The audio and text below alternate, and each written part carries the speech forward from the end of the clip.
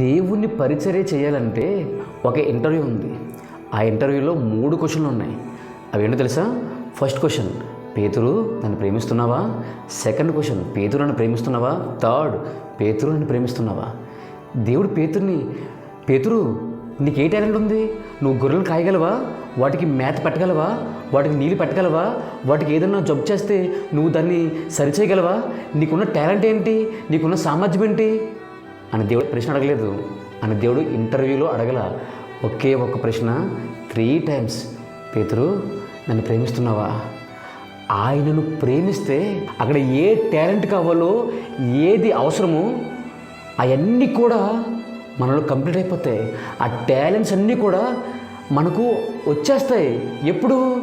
ఆయనను ప్రేమించినప్పుడు. ఆయన ప్రేమలో ఆల్ టాలెంట్స్ ఆర్ కంప్లీటెడ్, అవి ఫుల్ఫిల్ అయిపోతాయి. టాలెంట్స్ అన్నీ కూడా సంపూర్ణమైపోతాయి ఒకే ఒక్క పని మనం జరిగిస్తే. అందుకని అంటాడు, తను ఉపేక్షించుకొని తన సిలువను ఎత్తుకొని నన్ను వెంబడించిన వాడు నాకు పాత్రుడు కాడు. He is not worthy for me. నాకు విలువైన వాడు కాడు. ఎవడు విలువైన వాడు? తను ఉపేక్షించుకొని, ఇదొక స్టేజ్. తన సిలువను ఎత్తుకొని, తన సిలువే, ఆయన సిలువ కాదు, తన సిలువే, ఇదొక స్టేజ్. తన సిలువను ఎత్తుకొని నన్ను వెంబడించాలి, ఆయనను వెంబడించాలి. ఆజ్ఞలన్నీ పాటించిన వాడు ఆయన యొద్దకు వచ్చాడు. ప్రభువా, నేను చిన్నప్పటి నుంచి ఆజ్ఞలు పాటిస్తున్నాను, నిత్య జీవనకు వెళ్ళాలంటే నేను ఏం చేయాలి? అయితే నీ ఆస్తి అంతా అమ్మివేసి నన్ను వెంబడించు. వెంటనే వాడు ముఖము చిన్నబుచ్చుకుని అక్కడి నుంచి వెళ్ళిపోయాడు. ఆజ్ఞలన్నీ పాటించిన ఆయనను వెంబడించలేకపోతే ఆయనకు పాత్రుడం కాలేము. ఆజ్ఞల్ని పాటించినా ఆయన వెంబడించకపోతే పరలోక రాజ్యం చేరలేము.